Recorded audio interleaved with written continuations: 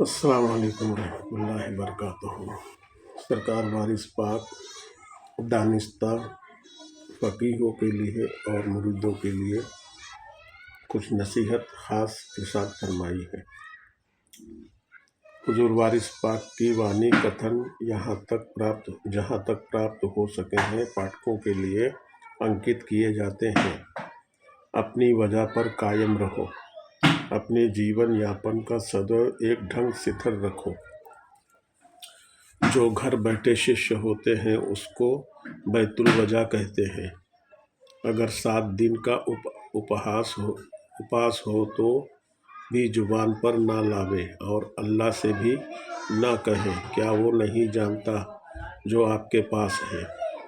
अपनी बस्ती में रहकर लापरवाह रहना मुश्किल है। जब फाके में हो तो सहन करें। बात तो जब है कि सांस खाली ना जाए।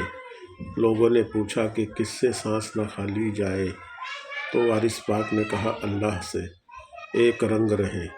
बड़ी फ़कीरी ये है कि हाथ कभी ना फैले, निर्लोभी होकर रहे, ईश्वर की दी हुई दशाओं और उसकी मर्ज़ी पर सिथर रहे। गंडा तावीज़ दुआ बद्दुआ इत्यादि बिल्कुल ना करें। यही फ़कीरी है। हाजी अवघड़ शाह वारसी ने प्रार्थना की कि हुजूर मशाइख तवज्जो ध्यान देते हैं, वो तवज्जो क्या है? आपने कहा गर्मी या मोहब्बत है, तो तवज्जो काम देगी, वरना जिसके हद में मोहब्बत ना हो उस पर क्या प्रभाव होगा। हाजी अवघड़ शाह ने हुजूर से कहा कि सैयद की पहचान लोग ये बताते हैं अगर उनके हाथ पर आग रख दी जाए तो हाथ ना जले। आपने उत्तर ये दिया कि आपने उत्तर दिया ये सच है, किंतु जो इम्तिहान लेगा वो काफिर होगा। ये जो पीर गुरु की सूरत है यही सब कुछ है। जिसने यहाँ नहीं देखा वो अंधा है। आदेशानुसार मन काना फी हाजिहिल आमा फहुआ फिल आखिरतिल आमा, अर्थात जिसने यहाँ नहीं देखा वो अंधा रहेगा। हर की इच्छा नदीद महरूमस्त दर कयामत जे लज्जते दीदार। जिसने यहाँ अल्लाह का दर्शन नहीं किया वो महाप्रलय कयामत के पश्चात भी ईश्वर दर्शन की अनुभूति नहीं कर सकेगा। फ़कीर को किसी से नाराज न होना चाहिए। इसका अर्थ ये नहीं कि उससे कोई खुश है या रुष्ट है। इस सृष्टि का नाम संसार नहीं है, बल्कि भूल का नाम दुनिया है। इस्लाम और चीज़ है, ईमान और चीज़ है। फ़कीर वो है जो किसी के समक्ष हाथ ना पसारे। फ़कीर को बेलाग होना चाहिए।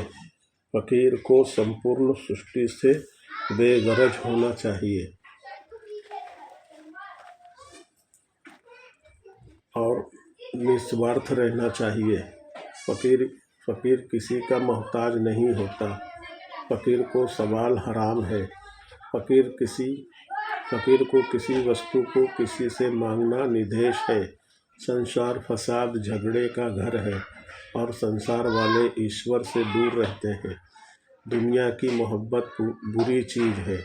एक सूरत को पकड़ ले, यही मरते वक्त, वही कब्र में, वही हश्र में काम आएगी। हसद व ईर्ष्या बहुत बुरी चीज़ है। यहाँ तक कि शैतान पर भी लाहौल पढ़ना की ज़रूरत नहीं। शैतान खुदा का रकीब प्रतिनिधि नहीं है। इन्नल्लाह अला कुल्लि शैइन कदीर, बेशक प्रत्येक वस्तु ईश्वर के अधीन है। चाहने वाले के लिए नफ़रतो फीहे मिर्रूही प्राप्त है। इसीलिए खुदा हमारी मिल्कियत है, हम खुदा की मिल्कियत में हैं। किसी से कुछ मांगने की ज़रूरत नहीं। जब इंसान अपने दम पर काबू पा लेता है तो 18,000 आलम उसकी ताबेदारी में आ जाता है। पशु पक्षी सभी उसका हुक्म मानते हैं। सैयद मोहम्मद इब्राहिम शाह रहमतुल्लाह अलैह से हुजूर वारिस पाक ने पूछा, तुमने गंज पढ़ी है? सर्फ व नहो मंतिक? उन्होंने जी हाँ कहा कि सरकार वारिस पाक ने कहा कि यदि ईश्वर की तलब चाह या इच्छा है तो पगड़ी और मौलवियत ताक पर रख दो तथा कुफ्र इस्लाम को एक समान देखो और समझो कि एक की काव्य की दो पुस्तक है। फ़कीर मोमिन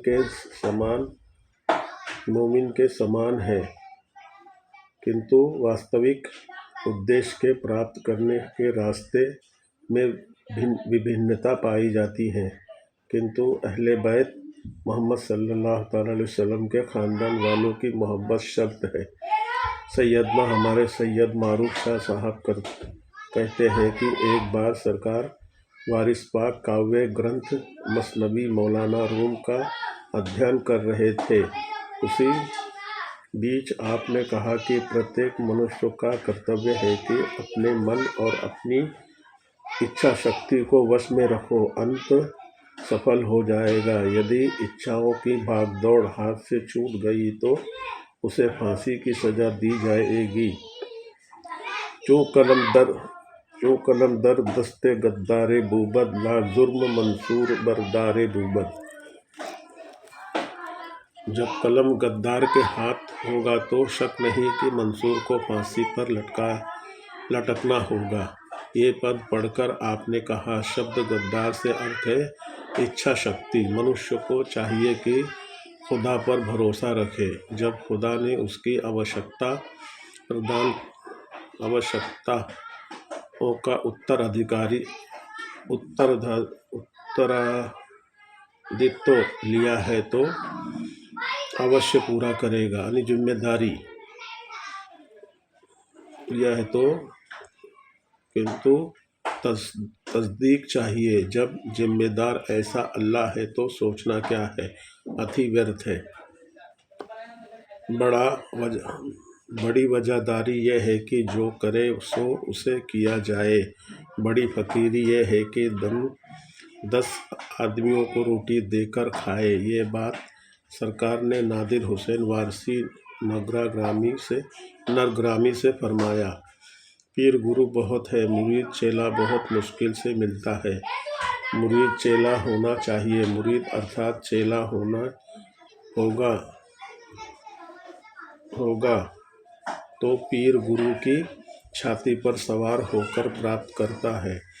पीरों को रस्मी मुरीद बहुत कम मिलते हैं, पर सौभाग्य से मुराद हाथ लगता है। जैसे ख्वाजा अबू सईद को गौसे पाक, उस्मान हारूनी को मोइनुद्दीन चिश्ती, बाबा फरीद को निज़ामुद्दीन औलिया तथा अलाउद्दीन साबिर को हज़रत शम्स और महबूब इलाही को अमीर खुसरो, हज़रत मखदूम बिहारी को मौलाना मुज़फ़्फ़र।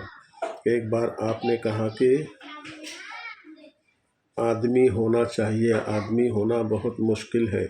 थोड़ी देर चुप रहकर फिर आपने कहा, आदमी उसी वक्त होता है जब उसका पवित्र हाथ ईश्वर के स्मरण में लग जाता है। इसीलिए कि मन की कोमलता हज़रत आदम के पैरों के नीचे है और ईश्वर की समीपता तथा सहवास प्राप्त हो जाता है।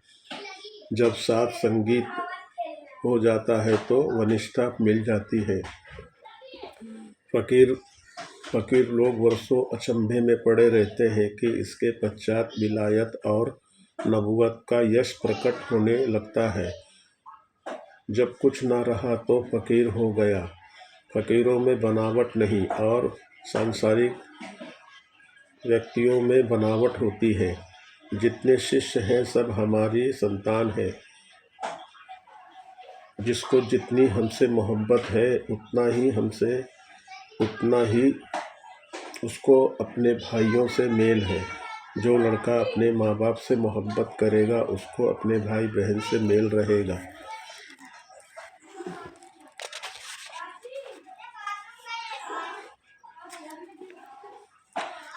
जिसका जो अंश होता है उसको अवश्य दिया जाता है। जीवन में या मरते समय और नहीं तो उसके कब्र में ठूंस दिया जाता है। आगे का अगले पेज पे करेंगे। अस्सलाम वालेकुम रहमतुल्लाहि व बरकातुहू। नमस्ते, सलाम, सत श्री अकाल।